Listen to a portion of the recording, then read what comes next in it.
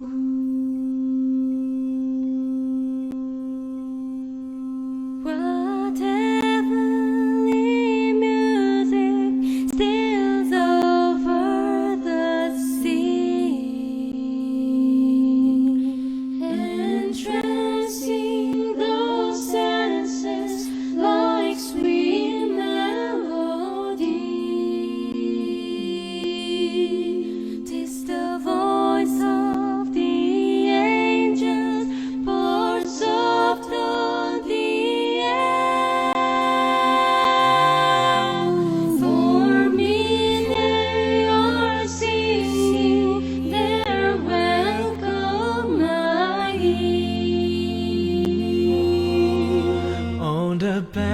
of our Jordan, here gazing I stand, and earnestly longing I stretch forth my hand. Send a convoy of angels, dear Jesus, I pray.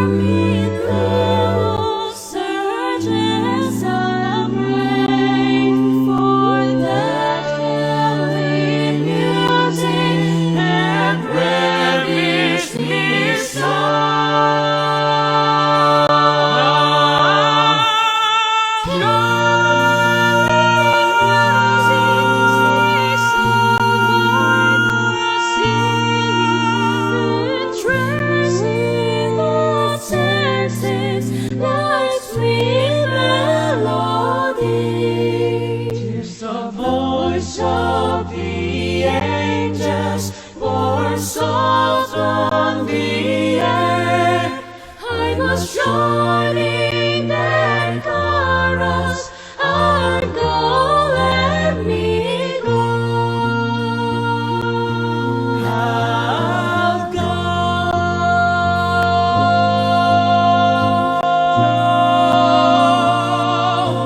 I'll go. I must I'll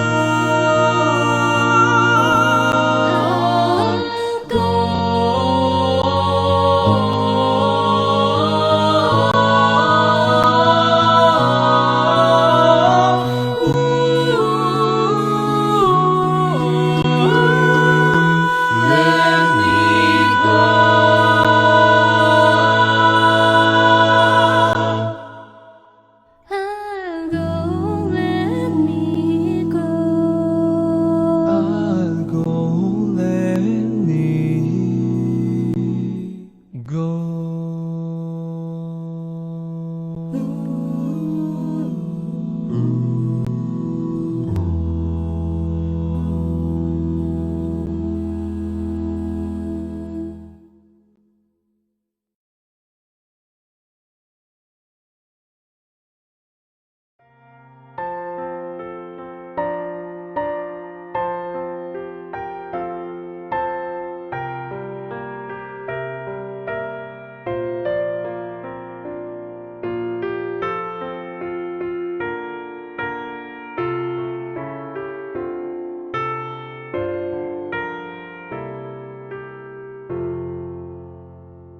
내 주 되신 주를 참 사랑하고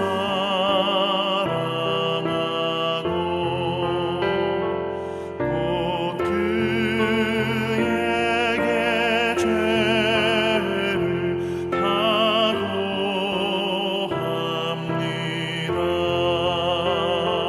그는 해를 주시고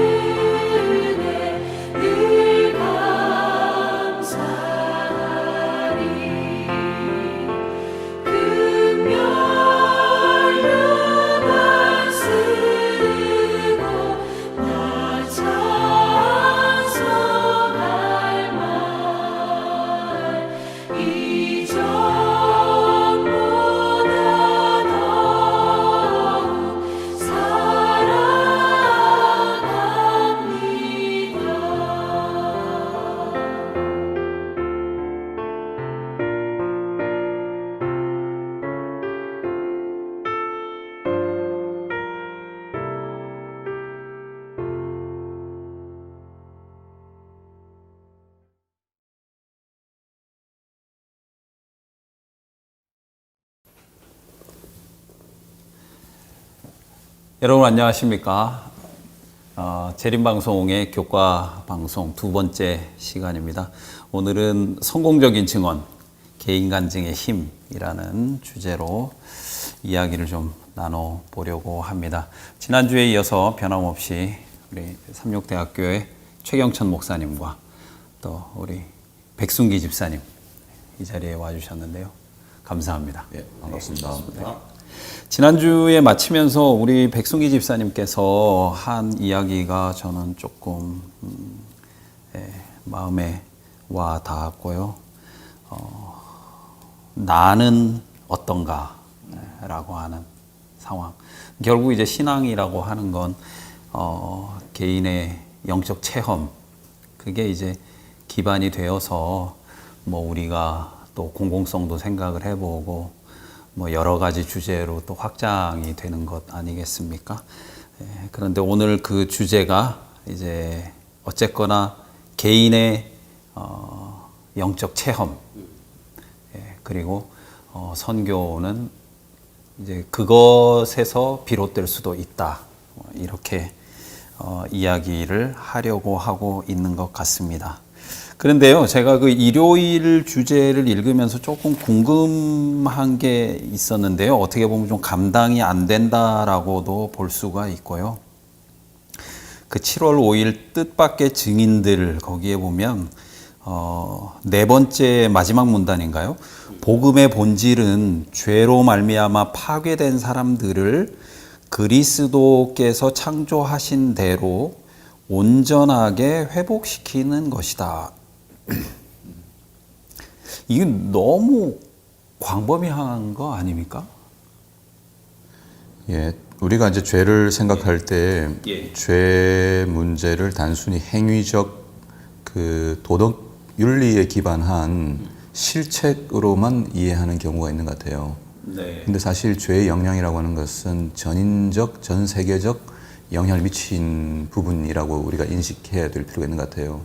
예를 들어 개인적으로는 뭐 정서적인 부분도 그 다음에 또 환경적인 부분 포함하여 우리가 가지고 있는 전 그 존재에 미친 정신적인 질환부터 시작해서 모든 영역에 그 손상을 받지 않은 부분이 없거든요. 우리 자신들을 포함해 가지고 우리 인격적인 결함을 포함하여 예.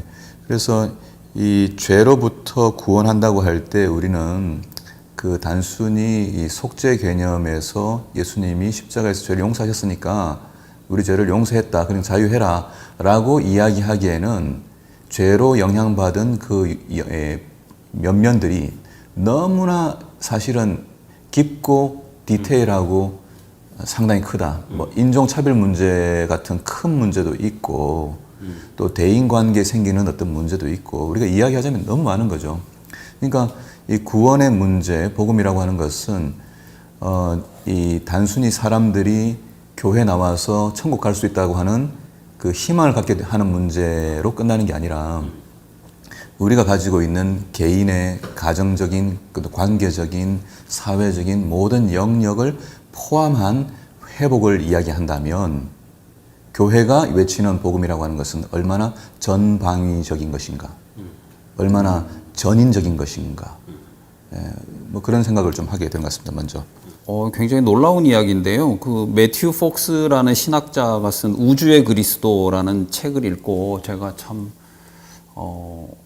많은 도전을 받은 책이라고 생각을 했었는데 목사님이 생각하는 그런 죄의 영향, 그게 우리 전 지구적인 차원에서 생각을 해봐야 된다라고 하는 것, 그리고 그런 부분에 생태적인 위기까지도 포함이 된다라고 하는 게 굉장히 신선한 것 같습니다. 그러면 우리의 선교나 복음 전도에는 그런 그 사회적인 문제에 참여하는 일도 포함될 수 있다.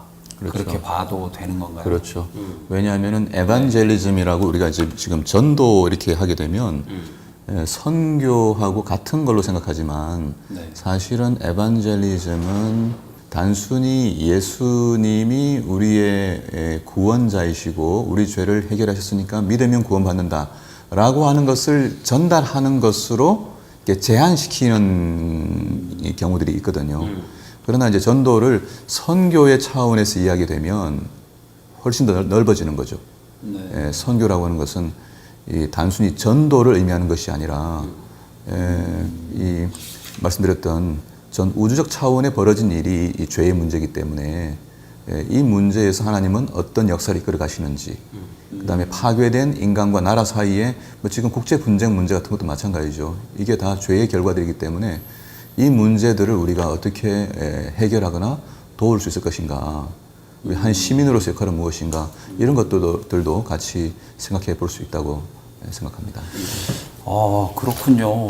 저는 이제 그 목회를 하면서 뭐 신자들이나 또 동료, 뭐 목사님들 사이에서 뭐 또 제가 모태 신자로서 또 교회 안에서 자라오면서 들었던 것들이 이제 그게 영적인 일하고 도대체 무슨 관련이 있느냐. 뭐 또 아니면 그런 세상적인 관심, 뭐 이렇게 치부되었던 일들이 사실은 굉장히 넓은 의미에서 복음전도, 하나님의 선교와 깊은 관련을 맺고 있구나. 네, 그런 생각을 하게 됐습니다.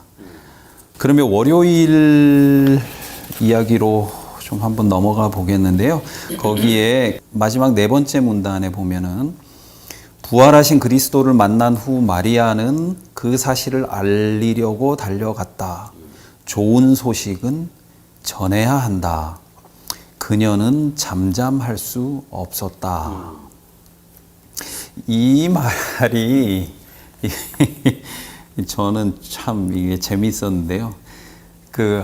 한 뭐 십몇 년 전에 제 아내가 어디 가게를 갔다 오더니 뭘 좀 사고서 그 가게에 칭찬을 그렇게 많이 하더라고요. 그리고 자기 친구만 만나면은 거기 가서 사라고, 거기 너무 좋은 가게니까, 물건도 좋고. 그래서 사실 제 아내는 뭐 목사의 부인이지만은 뭐 솔직히 좀 부끄러운 이야기도 한데요. 이렇게 전도하는데 굉장히 좀 서툰 사람이에요. 누구한테 이제 교회 나오세요라고 말하는 거를, 성격도 조금 내성적인 면도 있지만은 좀 그런 거를 힘들어하는 사람인데, 그걸 스스럼 없이 막 얘기하는 것을 듣고, 상점에 대해서. 예, 제가 그래서 아니 이 사람 전도 하나 제대로 못하는 사람이 이제 뭐 전도하고 있는 거죠, 지금. 예, 뭐 저같이 이렇게 좀 이렇게 얼굴이 두꺼워서 말을 잘 하는 그런 스타일이 아니거든요.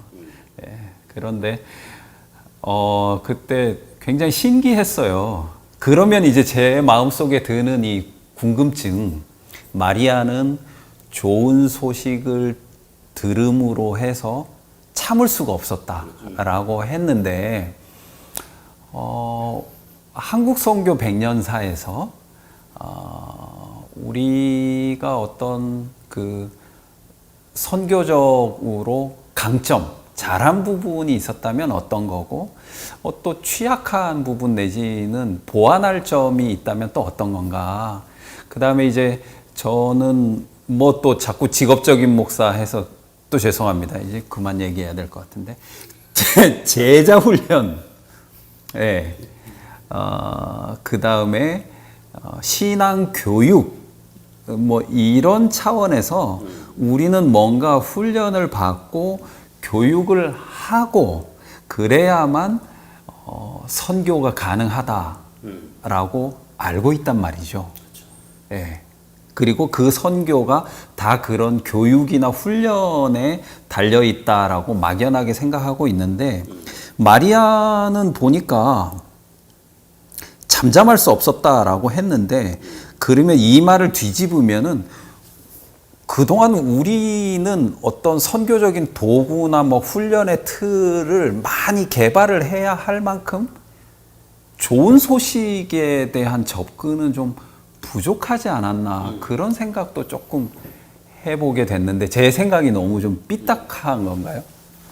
목사님이 지금 되게 여러 포인트를 얘기하신 것 같아요. 네, 이제 너무 한꺼번에 질문을 많이 해서 제가 죄송합니다. 딱 우선 딱 드는 생각은, 네. 그러니까 마리아가 이걸 말하지 않고는 입이 근지러워서 참을 수 없었다. 그래서 이제 주님의 부활의 소식을 전했고 이게 이제 전도의 하나의 모델이다. 저 전적으로 동의하고요. 마케팅의 구루라고 알려져 있는 전 세계적으로 세스 고딘이라는 이 학자가 그런 얘기를 했거든요. 이 구전이야말로 최고의 마케팅의 그 매개다. 정말 중요한 매개고, 그걸 가장 잘 활용한 사람이 예수다. 네. 이제 뭐 그런 얘기도 했거든요. 그래서 이게 실은 2000년 전 이 예수님의 제자들이 썼던 전도의 방식이 실은 구전이거든요. 이제 이거를 이제 경제학 용어로는 이제 word of mouth라고 해가지고 WOM이라고 하는데, 이게 현재는 여기 이제 E를 앞에다 소문자로 붙여가지고 전자구전. 그래서 이제 그래서 이제 EWOM이라고 해가지고 요즘에 뭐 SNS나 뭐 여러 모든 네트워크를 통해서 활용하는 이런 그 구전 방식, 이런 것들이 마케팅의 가장 기본이고 가장 중요한 전략이다. 그걸 제일 잘한 사람이 예수다. 뭐 이런 얘기가 갑자기 생각이 났어요. 저는 이 부분을 보고. 그래서 그러니까 이 부분에 대해서 선교적인 혹은 전도상의 전략이 수립돼야 된다라고 저는 생각이 들었고, 그거는 어떻게 보면은 이 시대의 요청이다라는 생각이 좀 들었어요. 첫 번째는 그런 부분이 들었고. 목사님. 네. 저는 뭐 그 질문의 배경 저도 똑같이 그 이해하고 있거든요. 뭐 재림교회에서 자라왔기 때문에 갖는 이 어떤 이 유익과 또 은혜와 혜택이 있는가 하면 또 이제 반성해서 극복해야 될 부분들이 있다고 보여지는데, 이제 그 부분은 저희의 강점이면서 또 약점이에요. 보통 이제 강점이 또 약점이죠. 재림교회의 강점이라고 하는 것은 우리가 성경 연구 기반의 그 확실한 진리 이해가 강점이죠. 그게 이제 우리 19세기에 재림교 시작될 때에 뭐 선구자들의 배경도 마찬가지고 또 이 서구적 신학의 이 배경도 마찬가지고 대부분이 이제 인식적 차원의 그 이성을 활용해서 논리적 구조로 그 진리를 이해해 온 부분. 그래서 우리가 진리라고 이야기할 때는 대부분 그 논리적 구조로 합리적으로 설득이 되면은 진리라고 생각한단 말이죠. 근데 진리라고 하는 게 일부분이 인식적인 차원이 있을 뿐이지 또 다른 측면에는 사실은 감정적인 측면도 있고 삶을 변화시키는 도덕적인 윤리적 차원도 있거든요. 그러니까 이 세 가지 영역이 종합되는 것이 진리로 이해된다 그러면 어쩌면 재림교회의 진리 전달은 상당히 이제 변증적, 논리적, 논쟁적 이런 형태를 띄워왔을 거다. 그러다 보니까 이제 우리는 별 수 없이 이 전도를 하기 위해서는 교육이라고 하는 것이 필요했을 것이고, 그 다음에 강력한 성경 공부라고 하는 것을 기반으로 이해한 것이 신앙인 것처럼 생각해 오는 거죠. 근데 이 신앙이 취약점이 있죠. 실제 삶에서의 위기가 온다든지 또 신앙이 어떤 영적 위기가 왔을 땐 작동이 안 되는 거예요. 작동하는 능력으로서의 회심을 경험하지 못한 신자들인 경우에는 아는 것이 아무런 그 이 영적 전쟁에서의 영적 갈등과 이 상황 속에서 역할을 못하는 것을 보고 그냥 한 방에 나가는 거죠. 그런 경험이 아마 있을지 모릅니다. 그래서 이 마리아가 보여준 부분은 내가 보았고, 보았고, 만졌고, 경험했고라고 하는 이 살아있는 신앙에 대한 부분을 강조하는 부분인데, 제가 이제 기억하는 거는 뭐 수학자 파스칼이 기독교 신자였다고 그러잖아요. 팡세를 적은. 근데 파스칼이 죽고 난 다음에 시신을 수습하던 그 메이드가 옷을 이렇게 딱 보니까 뭐 들어본 적 있을 거예요. 그 안에다가 이렇게 꼬매놓은 거 하나, 그 글이 하나 발견됐잖아요. 거기에 자신이 회심했던 그 날짜와 그때의 이 그 느낌 그리고 경험을 간단히 적었단 말이죠. 뭐 제가 기억하는 건 불 받았다는 얘기죠. 그러니까 그날 뜨거웠던 가슴으로 하나님께 회심했던 그것을 평생 동안 가슴에 이렇게 이 자기 옷 안쪽에 꼬매가지고 이렇게 다녔다는 거거든요. 그러니까 우리 이 신앙의 이 복음이라고 하는 것은 그만큼 강력한 인생 전체의 뭐 결정권을 행사할 만큼 강력한 것인데 이 경험이 부족한 것이 있는 상황에서 복음을 계속 강조한다면 이건 또 다른 이제 짐과 족쇄로서 작동하겠죠. 그러니까 뭘 강조해야 될까? 뭐 답은 너무 자명한 거죠. 네. 아니 그 목사님 말씀을 듣고 보니까 제가 그 20대 후반에 목회 처음 나와가지고 강원도에 어디 조그만 교회에 발령받아서 갔는데 처음 이제 구도자, 우리 구도자라고 하잖아요. 그분이 이제 좀 연세가 많은 할머니 문맹이에요. 근데 제가 그때 이제 신학교 갓 졸업하고 아는 거는 오늘의 신앙으로 가르치는 것밖에 없어가지고 그 글도 모르는 할머니한테 오늘의 신앙 가지고 이제 공부를 시키고 어쨌거나 그래도 그 할머니가 뭐가 와닿는 게 있어서 그런지 침례를 받고 교인이 되긴 하셨는데 마리아처럼 했었어야 되는 거죠. 내가 만난 예수. 네, 순서는 조금 다를 수 있다고는 봐요. 예를 들어 이제 논리적 이해 없는 진정한 경험이라고 하는 것이 또 광신으로 갈 가능성이 극단으로 갈 가능성이 있기 때문에 뭐 인간 구조라고 하는 자체가 뭐 정신적인 지적인 부분과 감정적인 측면과 그다음에 뭐 신체를 포함해서 사회적인 모든 게 다 포함되잖아요. 그러니까 그걸 무시하는 건 아닌데 적어도 어떤 사실이 아하로서 이해되는 것을 넘어선 수준까지 다시 말해 우리가 하나님께 완전한 충성을 드리는 그 이제 성교학에서는 세 가지 그 영적 조우라고 얘기해요. 그러니까 three encounter. 그러니까 하나는 spiritual encounter가 있고 하나는 truth encounter가 있고 하나는 allegiance encounter가 있다. 그러니까 하나는 충성을 하나님께 완전히 마음을 들여서 그분께 굴복하는 일이 발생된 것이 회심인데 지적으로 이해는 했으나 하나님이 지금 현재 나를 도우시고 성령 역사를 통해서 이 위기를 통과시켜 주실 것이라고 하는 실제적 경험에까지 이르지 못하게 되면 우리는 과거의 습관, 과거의 생각 속으로 쉽게 돌아간다는 거죠.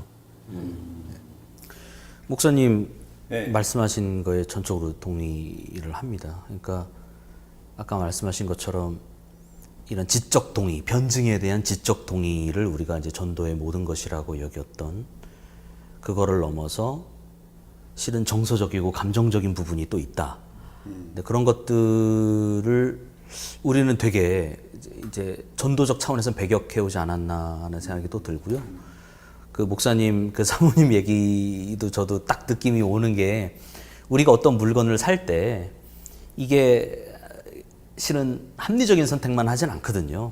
어떤 상점이 좋다라고 말할 때는 우리 오감이 자극되기도 우리 정서적인 어떻게 보면 물어보면 너무 또 사소한 뭐 그 점원이 나에게 친절하게 대해줬기 때문에 그게 무조건 좋을 수도 있고 근데 실은 그런 것들을 다 우리는 애써 전도의 영역에선 다 지어오지 않았나 다 그냥 삭제해 오지 않았나 생각이 들어요. 근데 그런 면에서 마리아는 그런 감정을 되게 잘 이용한 사람이 아니었을까 생각이 들어요.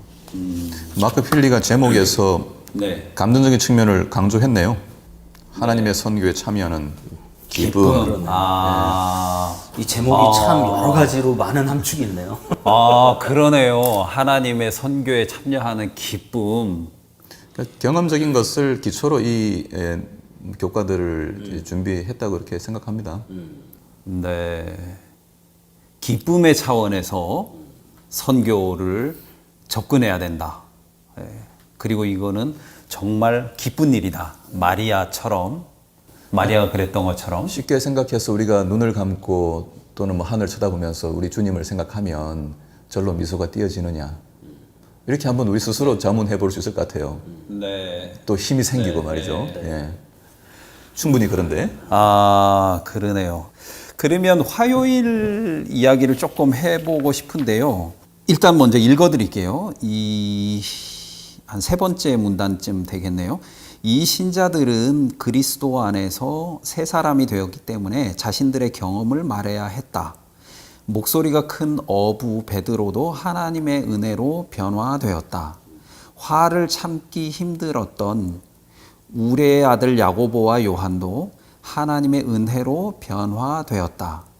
회의론자 도마도 하나님의 은혜로 변화되었다. 이제 이렇게 우리한테 용기를 주고 있는데요.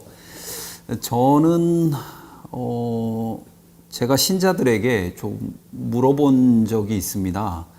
신앙이 지역 감정을 이길 수 있습니까? 네, 중요한 질문이죠. 아니면은 중국 무시하고 일본 혐오하는 그런 민족 감정을 또 극복할 수 있습니까? 그래서 질문을 해본 적이 있는데 교인들이 있습니다. 아멘. 그럴 줄 알았어요. 저는. 제가 아직도 교우님들 잘 모르나 봐요. 근데 저희 어머니 포함해서 몇 분의 교우님들이 아주 단정적으로 신앙은 지역 감정 못 이깁니다. 그런 이야기를 해서 제가 아주 흥미로웠던 적이 있습니다. 우리가 교회에서도 흔히 사람 안 바뀐다라고 말을 하고, 심지어 소수 의견이긴 하겠지만 오래 믿으면 성격이 이상해진다. 예민해지고 사람들을 비판하기를 즐겨하고 또 정죄를 하게 되고.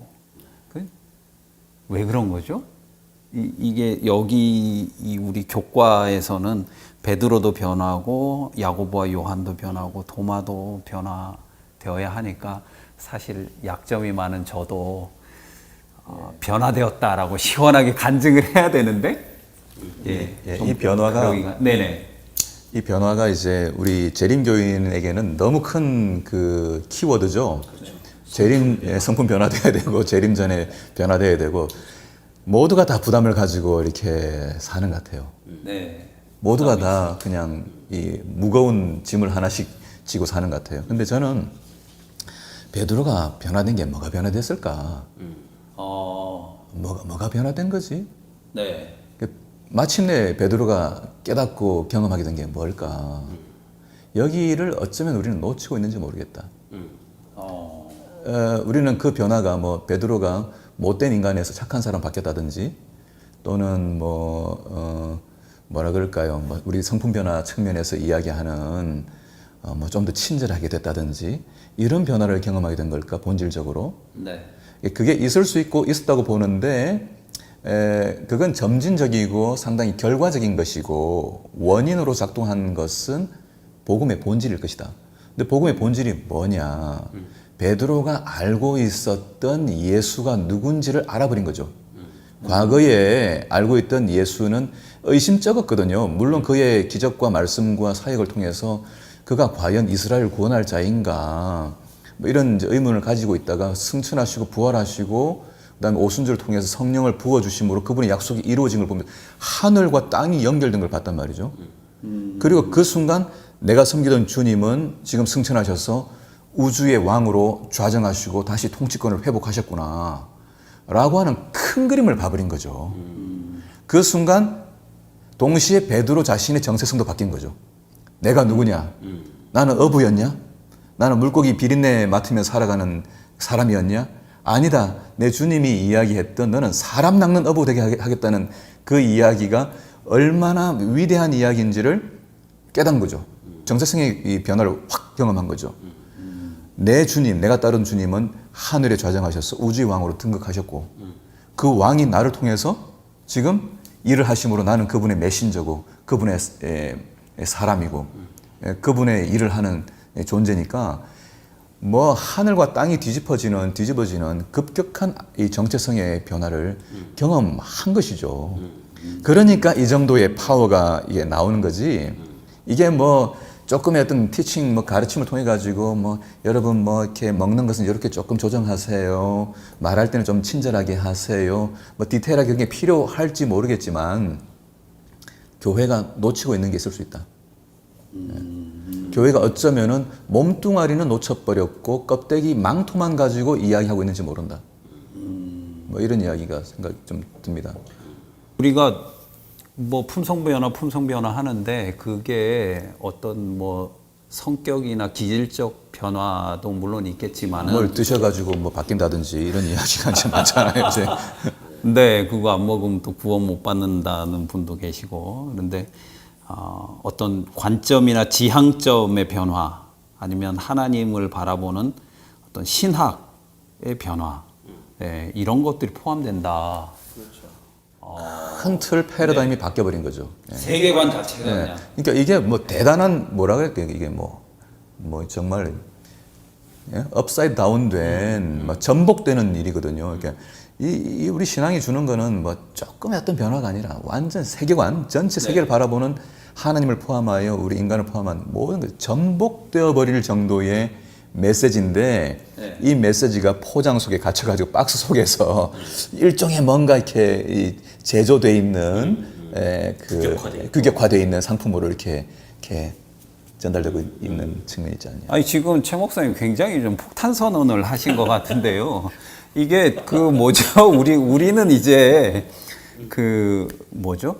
그런 어떤 전복적인 종교 뭐 그 전에 뭐죠? 무슨 위험한 기독교인가 뭐 그런 비슷한 책 제목도 있지 않아요? 어떤 그 기독교 신앙의 어떻게 보면 급진성 그 다음에 그 어떤 전복적인 그런 성격을 이야기하면은 그 이렇게 또 이런 관점으로 야 그건 너무 혼란이다. 또 어떤 보수적인 분들은 그건 그렇게 급격한 변화를 이 신앙하는 사람의 태도로서 굉장히 또 불안하거나 아니면 의심하는 시각으로 보시는 분들도 있는데 과연 그렇게 막 그 예수를 만나면 세계관 자체가 막 기존의 어떤 창조적인 파괴 그게 일어나고 완전히 관점이 달라지고 그런 건가요? 우리 사도행전의 예들을 볼 때에 이제 주변 사람들이 제자들을 향한 이제 호칭이나 평가가 뭐냐면은 얘네들 천하를 어지럽히던 자들이다. 이렇게 평가하잖아요. 그러니까 과연 재림교회는 과연 천하를 어지럽히고 있냐 이렇게 얘기할 수 있는데 여기에 급격성이라고 하는 건 폭력성과는 다르죠. 예. 왜냐하면 예수님이 주신 그 급격성 또는 급진성이라고 하는 것은 세계가 보여주고 있는 리더십이나 군주가 보여주고 있던 폭력성에 완전히 대치되는 정반대 모습을 보여주셨잖아요. 그게 십자가니까. 십자가로 하는 것에 가지고 있는 급진성과 뭐 이렇게 레디컬한 부분은 희생과 겸손이거든요. 죽어버리는 것이거든요. 그러니까 적어도 이제 기독교인이라고 하는 것은 타인을 위하여 누군가를 위하여 죽을 수 있는가? 그러니까 그리스도가 인류를 위하여 돌아가심으로 우리 구원을 다 그냥 확증하시고 보증하셨는데 이 이후의 삶이라고 하는 것은 구원 속에 들어와 있는 삶이기 때문에 그걸 불안해하면서 뭐 구원 받을까 말까를 고민하면서 오늘 내가 하고 있는 일들이 구원의 조건에 들어가냐 안 들어가냐 이렇게 보는 관점은 어쩌면 복음을 전혀 모르는 거다 이거는. 이미 구원 속에 들어와 있기 때문에 어쩌면 모세가 얘기하잖아요. 내 이름 빼주십시오. 기념책에 내 이름 빼고 이들 구원해 주십시오라고 이야기할 정도가 되는 게 복음의 이 아니냐. 그러면 이거 좀 약간 새길로 셀 수는 있는데요. 잠깐 백승기 지사님한테 물어볼게요. 그 왜 신천지가 특정 교단을 욕하려고 하는 건 아니에요. 제가 이제 좀 이해가 잘 안 돼서 흥미롭기도 하고 그래서 이제 제가 질문을 하는 겁니다. 왜냐하면 신천지 얘기 나올 때 교인들도 신천지 되게 부러워하더라고요. 봐라 선교 잘하고 있지 않냐. 그래서 제가 본 거예요. 사실 잘 모르는데. 근데 이제 그 사람들 얘기하는 것 중에 하나가 모략. 거짓말을 해도 좋다. 교인을 만들 수 있다면. 네. 그 다음에 우리라고 하면 좀 그렇고 어쨌든 그 이만희 선생님은 어떻게 보면 마키아벨리의 군주론을 연상시키는 굉장한 그 권위. 예. 그 다음에 예. 그런데 목사님 말씀하신 것처럼 이런 게 실효성이 있어요. 마키아벨리의 군주론처럼 막 그렇게 해야 되는 거 아니에요? 뭐 협잡, 사기 막 이런 거 그냥 다 상관없이 방법적으로 통하면 꽝장 네, 저기 그냥. 매라고. 결과만 나오면 되는 거잖아요. 그 목사님 되게 좋은 말씀을 하셨는데요. 그러니까 제 개인적인 생각을 말씀드리면 그 수단이 목적이 수단을 정당화한다. 그런 식으로 전도하는 것을 과연 하나님이 바라실까? 저는 그런 생각이 먼저 들고요. 이거를 설명하려면 전도에 대한 이해가, 전도에 대한 정의가 필요하다고 생각이 들어요. 그러니까 이제 이게 에반젤리즘하고 컨버전하고 그다음에 개종주의. 그러니까 개종주의는 또 다르다고 생각하거든요.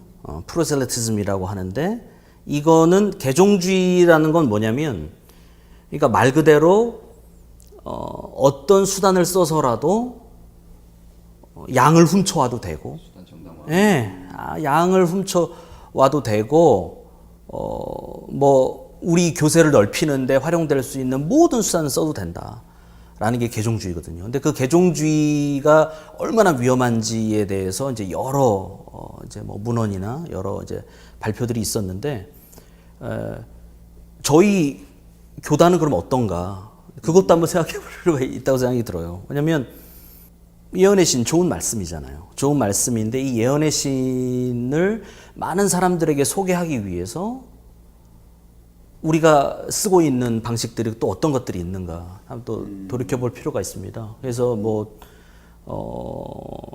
표지갈이라고 하죠. 표지를 또 바꿔서 뭐 여러 가지 방법으로 어쨌든 그게 이제 거짓말은 아니라 할지라도 그런 것들이 그럼 과연 또 옳은가, 뭐 이런 생각도 해볼 수 있다고 생각이 듭니다. 조금 넘어가서요. 수요일 이야기를 해보겠습니다. 우리의 믿음을 전하는 일은 그 두 번째 문단 중간쯤에 있는 이야기인데요. 우리의 믿음을 전하는 일은 언제나 역동적인 경험이다 라고 이야기를 했는데요.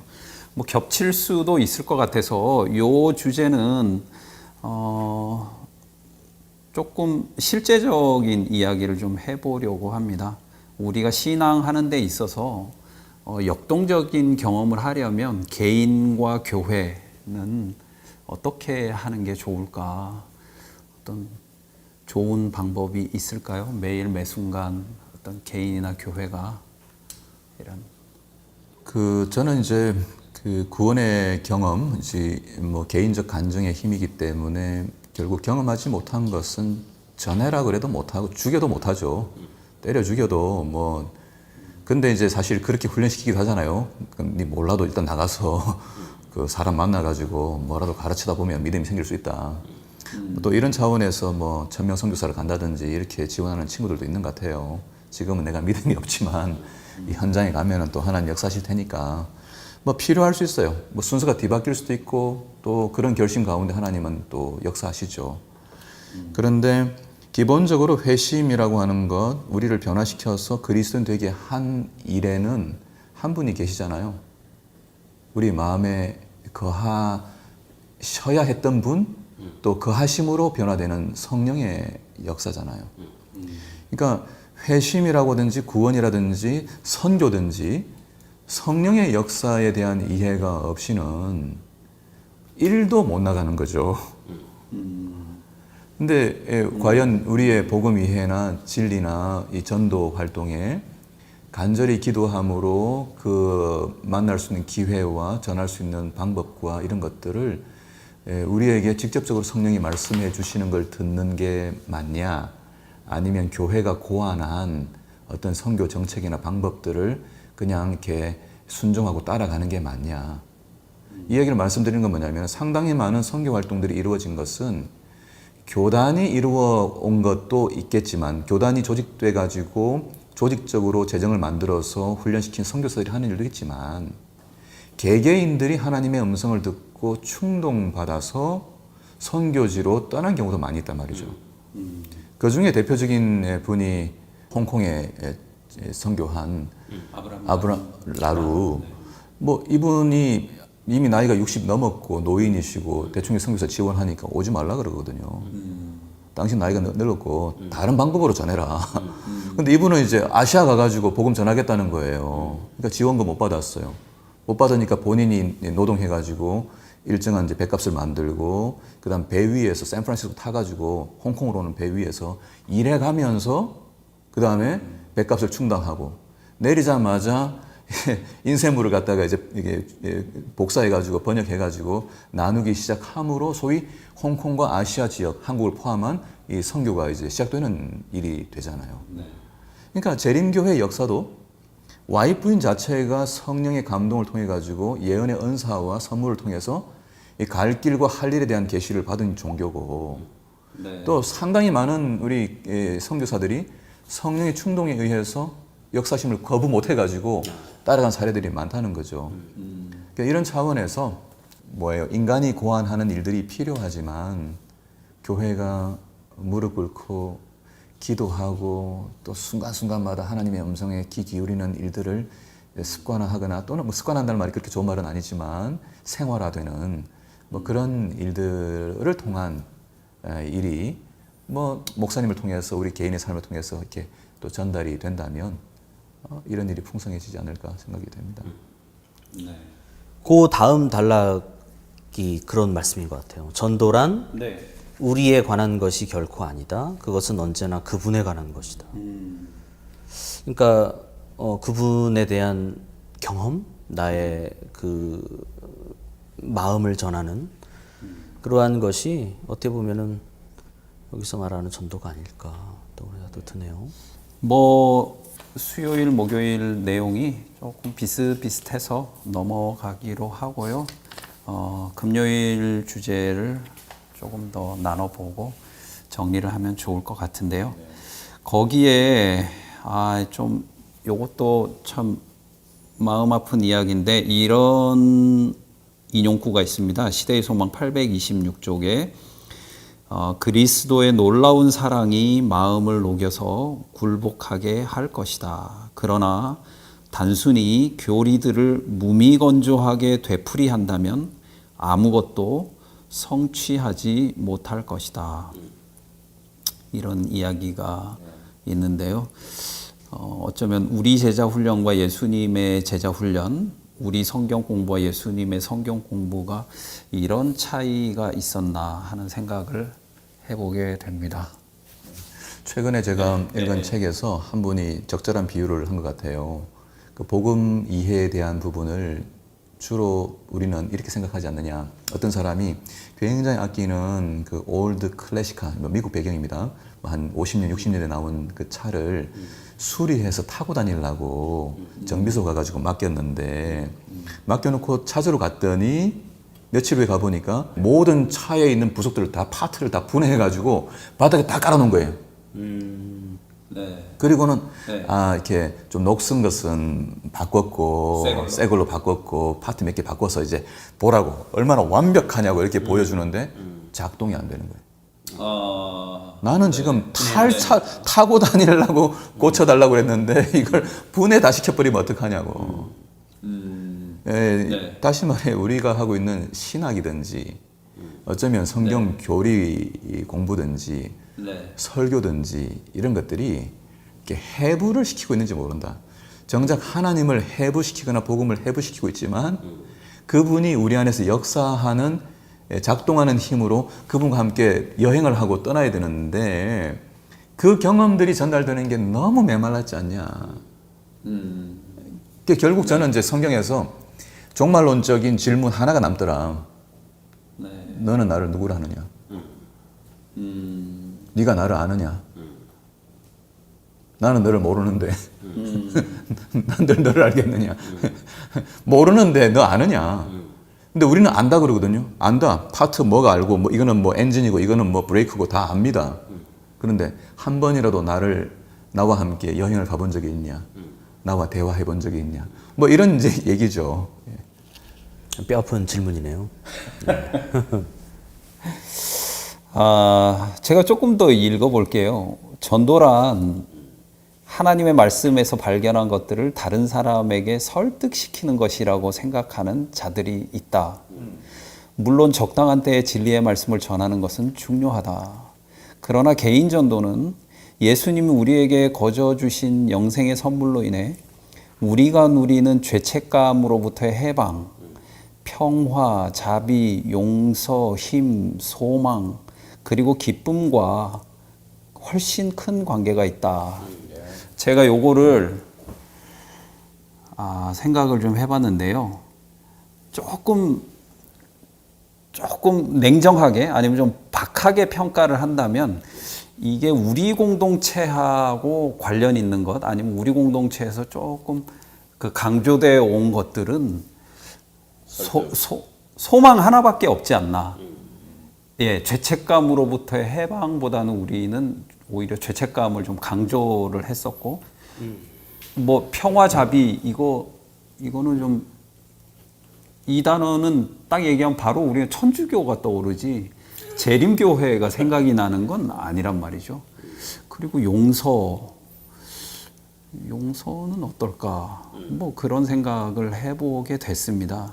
근데 왜 우리가 전도에 있어서 중요한 요소가 정말 이런 것들이었는데 해방, 평화, 자비, 용서, 힘, 소망, 기쁨 이런 것들이었는데 그동안 우리는 왜 이렇게 좀 이렇게 아주 그 전도의 정의를 좁혀서 이해하고 적용을 해 오게 된 건지 그냥 좀 반성이 되더라고요. 예, 제가 진단하는 문제는 뭐냐면 복음에 대한 내용을 그 부분적으로만 보고 있었다. 다시 말해 이제 복음은 예수 그리스도에 관한 것이고 조금 확대시키면 예수 그리스도께서 하나님 나라를 회복시키셨다.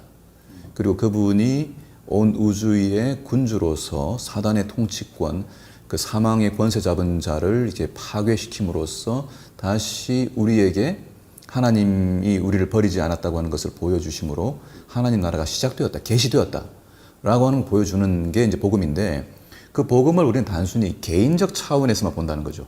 이게 복음에는 사회적 차원이 있다는 건데 예. 그래서 누가복음 17장 20절 21절 하나님 나라는 여기 있다 저기 있다고도 못하리니 하나님 나라는 너희 안에 있다 그랬거든요. 그러니까 너희 안에 있다고 할 때에 이게 우리 개인 안에도 있지만은 너희 among us 우리 안에도 된단 말이죠. 예. 그러니까 이 사회적인 공동체적인 가치가 없는 개인적 회심이라고 하는 것은 이거는 뭐 이렇게 반쪽짜리도 안 되는 거죠. 그러니까 그런 차원에서 재림교회가 사회적 차원에서의 세천사의 기별, 사회적 차원에서의 재림기별과 안식일의 의미. 이거 이제 얘기하자면 또 이제 길죠. 이런 차원에서의 강조가 좀 된다 그러면 우리 사는 게 재미있어지죠. 만나는 모든 일들이 다 선교고, 예, 사회적인 모든 활동들이 다 하나님 나라를 증가하는 기회들이니까. 어쨌거나 예수님조차도 그 하늘 보좌에서 어떤 뭐 무슨 형이상학적인 아니면 뭐 어떤 이데아에 대한 명상 뭐 이런 걸 하시던 분이 아니고 그 인간으로 사람으로 오셔가지고 발에 이제 흙을 묻히고 또 사람이 돼서 사람들과 섞이고 같이 식사하시고 또 밥도 만들어 주시고 그렇게 하신 이유들이 다 이제 그 복음이나 진리의 어떤 구체적인 요소들이다. 아니면 어떻게 보면 본질이다. 그렇게 생각을 할 수 있을 것 같은데요. 어쨌든 이 복음 전도는 개인의 영적 체험이나 경험에만 그치는 것이 아니고 공공성을 회복해야 된다라고 하는 말도 굉장히 인상적이었던 것 같습니다. 두 분 더 하실 말씀 없으시면 마치도록 하겠습니다. 네.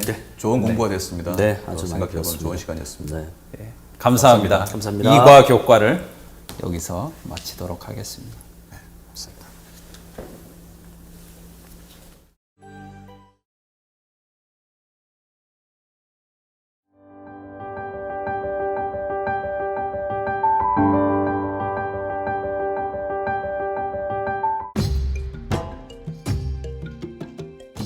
아름다운 교회가 자리하던 이 터에는 이제 잡초만이 무성합니다. 지금으로부터 약 100여 년 전 재림교회는 이 나라에 복음의 씨앗을 뿌리기 시작했습니다. 1926년 재림교회는 독일 출신의 헬빅과 플레모 선교사를 라이베리아로 파송했습니다. 1년 뒤 첫 번째 재림교회가 세워졌습니다. 저는 1989년에 교회와 인연을 맺기 시작했습니다. 집사로 봉사하셨던 아버지와 함께 교회에 나왔습니다. 아주 어릴 때였는데 나중에 이곳에 삼육학교도 세워져서 교회 어린아이들이 모두 이 학교에 진학했어요. 목사님의 권유에 따라 침례 공부도 했어요. 그때만 해도 건성으로 다녔죠. 하지만 저를 위한 아버지의 기도 덕분에 결국 복음을 받아들이고 재림교회 일원이 되었습니다.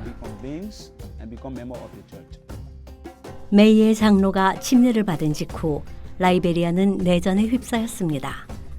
이로 인해 많은 교우들이 피신했습니다. 반란군들은 교회와 학교를 불태웠습니다. 둥뒤에서는 계속 총소리가 이어졌어요. 뒤따라오던 사람들이 우리 교회가 불타버렸다는 슬픈 소식을 전해줬습니다. 축복의 근원이었던 성소를 다 타버린 잿더미가 대신하고 있었습니다. 하지만 내란이 잦아들자 교우들은 곧 잔해 속에서 예배를 드리기 시작했습니다. 오늘도 교우들은 교회의 재건을 고대하고 있습니다. 안타깝게도 이 적은 무리에게는 교회를 다시 세울 만한 자본이 없습니다. 건물의 일부라도 회복할 수 있기를 소망하고 있습니다. 제가 돈이 없는 것이 한스러울 뿐입니다. 지금 우리 처지로는 교회 기둥 하나도 세울 수 없습니다. 오직 세계 교우 여러분들이 저희에게 힘을 보태주시길 바랄 뿐입니다. 이번 기 13째 안식일학교 헌금은 라이베리아의 교회와 삼육학교 재건에 사용될 계획입니다. 어려움을 딛고 하나님을 섬기는 라이베리아의 교우들을 기억해 주십시오. 감사합니다.